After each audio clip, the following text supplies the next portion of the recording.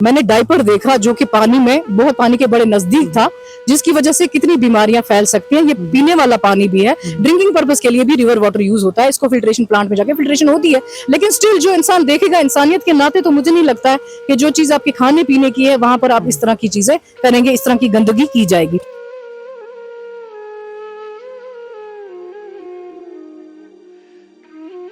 नाले सूख रहे, सूखने की वजह है ना जो ग्लोबल वार्मिंग है, उसके पीछे क्या है, रूट काज तो हम ही हैं, उसके पीछे हमारे एक्शंस हैं। ग्लेशियर्स पिघल रहे हैं, या जेनम इस वक्त स्ट्रेस में है। 2000 से लेके 2026 तक का आप सर्वे देख लें, उसमें कितना स्ट्रेस। हमारी जो स्प्रिंग ट्राउट है वो समझो खत्म होने को आई हुई है। आने वाले समय में आपके पास आपके रिसोर्सेज रहेंगे ही नहीं। आप ये मत समझिए कि वाटर पोल्यूशन से सिर्फ वाटर पोल्यूट हो रहा है, वाटर पोल्यूशन से आपकी सॉइल पोल्यूट हो रही है, आपका एयर पोल्यूट हो रहा है। आप खुद सोचे कितनी डिजीजेस आप स्प्रेड करवाएंगे, कितनी डिजीजेस इससे स्प्रेड होंगी। अदर देन दैट, अगर सॉइल पोल्यूशन है तो फिर आप कैसे क्वालिटी फूड एक्सपेक्ट करते हैं, या वाटर फूड की क्वालिटी आप कैसे एक्सपेक्ट करेंगे अगर आपकी एग्रीकल्चर में वही कंटामिनेटेड, वही पोल्यूटेड वाटर जाएगा। आज के इस प्रोग्राम में हम बात करने वाले हैं आबी ज़खायर के हवाले से। आप इस बात से वाकिफ है, हमारे चश्मे, नदी नाले जो है आज वीरानी की कहानियां जो है वो बयान कर रही है।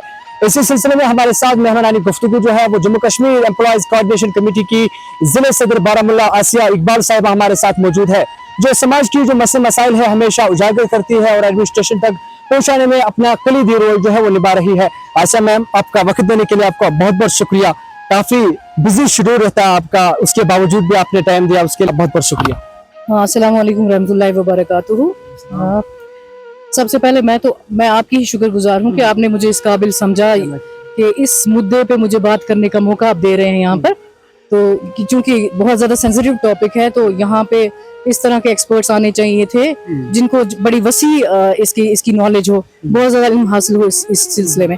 लेकिन एज ले पर्सन और एज ह्यूमन बीइंग जो मुझे लगता है, जो मैं बोल पाऊंगी और जो मुझे लगता है मैं अपने यहाँ पे ख्यालात रख सकूंगी आपके सामने, मैं पूरी कोशिश करूंगी कि मैं इंसाफ करूँ इस मुद्दे के साथ। अच्छा मैम, अगर बात करेंगे तो इस टाइम हम बारामुल्ला में मौजूद है, जहलीम यहाँ से गुजर रहा है।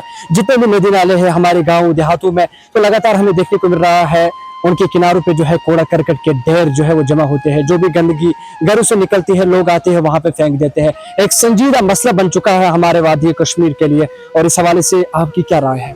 जी बिल्कुल, ये बहुत ही सीरियस इशू है, एक बहुत ज्यादा संजीदा मसला है वाकई, आप जैसे आपने कहा कि। लेकिन मैं ये कहूंगी, being a citizen, being a civilian, मैं कहूंगी कि हम आम लोगों के भी कुछ फराइज हैं। गवर्नमेंट अपना काम कर रही है, लेकिन 24/7 आपको हर वक्त कोई सर्विस प्रोवाइड नहीं कर सकता। बीइंग ए सिटीजन आपका भी कुछ रोल है, एज लोकेलिटी जो लोकल्स हैं यहाँ पे उनका भी रोल है, और जो बाहर से लोग आते हैं उनका भी फर्ज है इस चीज को कंट्रोल करना। हम खुद भी अपनी कुछ एक्शंस को कंट्रोल कर सकते हैं, इसको बेटर बनाने के लिए, इसको क्लीन करने के लिए, अपनी वाटर बॉडीज को, अपनी नेचुरल रिसोर्सेज को सेव करने के लिए। तो मुझे लगता है हमारा भी शहरी बहुत ही बड़ा रोल बनता है यहाँ पे। बहुत अगर बात करें, जब हम अपने बुजुर्गों से मिलते हैं उनकी आंखों में जो है आंसू देखने को मिल रहा है। उनके मुताबिक जब उनका दौर था तो जो चश्मे, नदी नाले, उनके पानी जो है वो पीते थे। आज देखिए वो कहानियां, वो चश्मे, वो नदी नाले वीरानी के सिवा कुछ बयान नहीं कर रही है। एक संजीदा मसला बन चुका है और इंसान का दिल जो है वो काफी ज्यादा निराश भी हो रहा है। क्या कुछ पैगाम रहेगा आपकी तरफ से इस प्लेटफॉर्म के माध्यम से, जो लोग चश्मों को जो है वो गंदा कर रहे हैं, जो नदी नालों में कूड़ा करकट के ढेर जमा कर रहे हैं? मैं यही कहूंगी कि ये सारा जो अभी वक्त कह रहे हैं हमारे बुजुर्ग बूढ़े जो हैं, जो भी लोग हमारे रहे हैं, सीनियर्स हमारे, वो रो रहे हैं इस वक्त।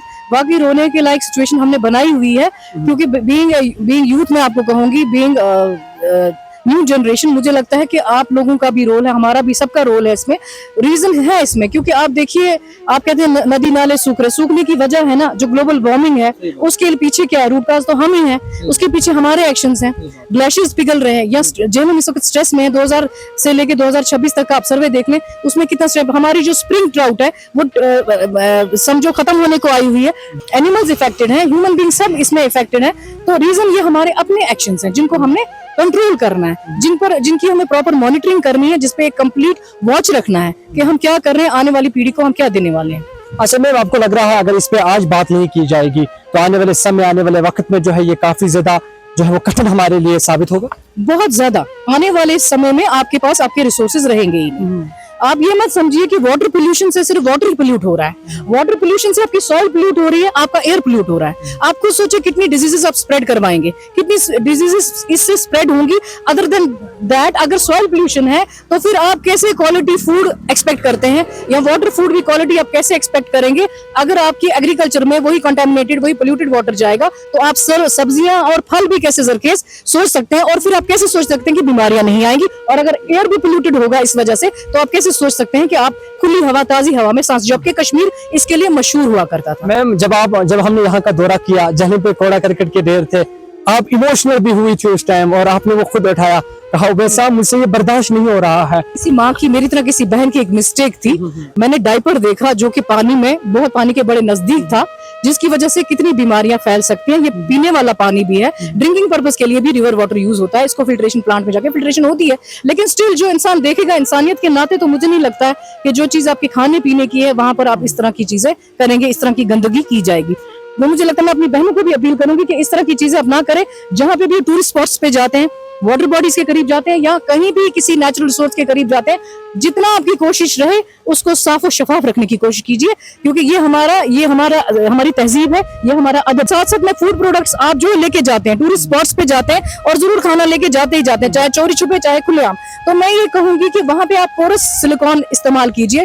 पोरस सिलिकॉन जो है वो प्योर फॉर्म है सिलिकॉन की, वो प्लास्टिक की जगह आप इस्तेमाल कर सकते हैं। अगर वो टेक्नोलॉजीज, एडवांस टेक्नोलॉजीज यहाँ यूज होंगी फूड पैकेजिंग के लिए भी, तो मुझे लगता है कि इस चीज को उस तरह से भी आप, क्योंकि हर वक्त आप हाथ पकड़ के किसी को रोक नहीं सकते, कोई ना कोई तजवीज आपको, कोई सोल्यूशन आपको ढूंढना है। मैम, आखिरी सवाल रहेगा, इस टाइम हम जो है बारामूला में है, हमारे आसपास ये खूबसूरत जंगल, मैदान नजर आ रहा है। वादी कश्मीर में ये भी देखने को मिला, अब हमारे जो जंगल जो है ये काटे जा रहे हैं, डिफॉरेस्टेशन जो है वो आम हो चुकी है। मैम, डिफॉरेस्टेशन आम हो रही है, तो ये भी एक संजीदा मसला बना है वादी कश्मीर में, इस हवाले से क्या कुछ कहें?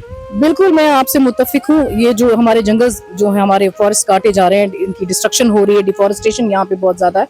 मैं ये कहूंगी, अगर आप एक पेड़ किसी जरूरत की वजह से काटते हैं तो उसकी जगह 10 लगाएं। तो हमारी जो प्लांटेशन ड्राइव्स होती आ रही हैं, अभी तक भी चल रही हैं, होती भी आ रही है कुछ देर से, लेकिन वाकई वो होनी चाहिए, सही तरीके से होनी चाहिए, सही माने से होनी चाहिए, क्योंकि ये हमारा एसेट है, जंगल हमारा एसेट है, हमें इसको लूज नहीं करना है। कश्मीर में जो भी चीज है, या मैं कहूंगी पूरी दुनिया की मैं बात करूंगी, कश्मीर को तो मैं ज्यादा प्रायोरिटी दूंगी, क्योंकि इट्स माय बर्थ प्लेस। तो मुझे फिक्र अपनी जगह की बहुत, अगर मैं अपनी जगह के बारे में फिक्रमंद हूँ, तो जाहिर है मैं अपनी कंट्री के बारे में फिक्रमंद हूँ, मैं ग्लोबली पूरी दुनिया के बारे में फिक्रमंद हूँ। ग्लोबल इशू है ये इस वक्त हमारा, ग्लोबल वार्मिंग। आप देख सकते हैं, इस वक्त मैं नहीं बताऊंगी रीजंस क्या है क्या नहीं, इसमें और बहुत सारे फैक्टर्स रिस्पॉन्सिबल है, जो हमारी वेस्टर्न डिस्टर्बेंसेस हैं। आपको ये नहीं इस वक्त समझ में आ रहा है कि आप गर्म कपड़े पहने कि ठंडे पहने, जबकि इस मौसम में अच्छी खासी गर्मी हुआ करती थी। अभी आपको पता नहीं शाम तक वेदर कंडीशंस क्या होंगी, कुछ ना कुछ इसके पीछे ग्लोबल वार्मिंग का भी कोई असरात जरूर है।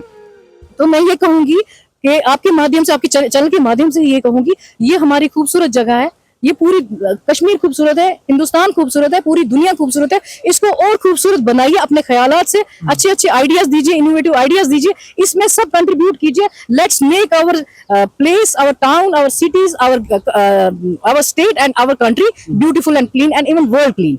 मैम, आपने नशा मुक्त अभियान जम्मू कश्मीर चल रहा है, आपने भी रैलियां की, नौजवानों से आपने पॉपलेट्स दस्तयाब किए, तो जानना चाहेंगे, श्रीनगर में नारे लग रहे हैं, नशा छोड़ो जिंदगी जोड़ो। आसिया मैम बारामूला की हसीन वादियों में आप ज़खायर की बात कर रही है। बिल्कुल, आप मुझे यहाँ इस वक्त पा रहे हैं, मैं उधर नहीं हूँ, उनके साथ वहाँ फुट मार्च नहीं चल रहा, मतलब मैं पदयात्रा में नहीं हूँ, लेकिन मैं आपको एक बात बोलूंगी, 100 बातों की एक ही बात दूंगी, एक ही जवाब दूंगी।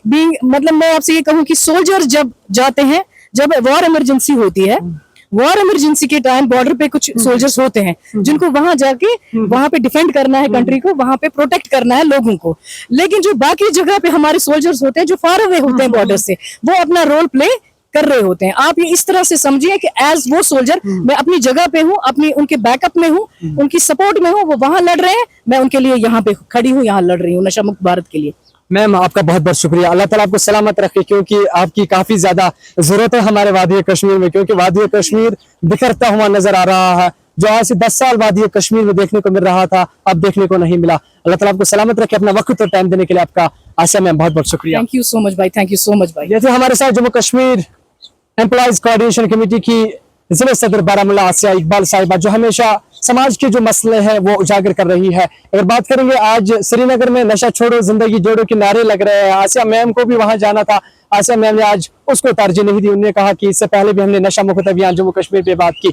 इनके मुताबिक वादी कश्मीर में एक संजीद मसला बना हुआ है, वो आबी ज़खायर जो है वो बर्बाद किए जा रहे हैं, आबी ज़खायर को जो है वो गंदा किया जा रहा है। वो आज वीरानी के सिवा कुछ कहानी बयान नहीं कर रही है। हमारे बुजुर्ग जब हम उनसे मिलते हैं उनका यही कहना है कि आज से 10 साल पहले उस चश्मे का पानी हम पीते थे, उसके साथ साथ नदी नाले जो है वहां पे हम नहाते थे, और आज जो है वो नहाने के लायक नहीं है, पीने के लायक नहीं है। उसके जिम्मेदार जो है हम खुद हैं, क्योंकि हमने अपने नदी नालों और अपने चश्मों को जो है वो खुद जो है वो तबाह व बर्बाद किया है। आसिया मैम ने इस पे जो है रोशनी डाली। आसिया मैम की बात करेंगे, अल्लाह ताला इसको सलामत रखे, क्योंकि इसने कुछ अच्छी बातें जो है वो हमारे सामने भी रखी। उम्मीद और आशा करेंगे आप जरूर जो है इस वीडियो को अन्य लोगों तक पहुंचाएंगे, ताकि हर कोई जो है इस खबर से बाखबर रहेंगे। मज़ीद जानकारी के लिए जुड़े रहिए हमारे साथ बारामूला के इन हसीन वादियों से। सोहेल अकरम के साथ सईद वैद, यूनिवर्सल अपडेट्स के लिए।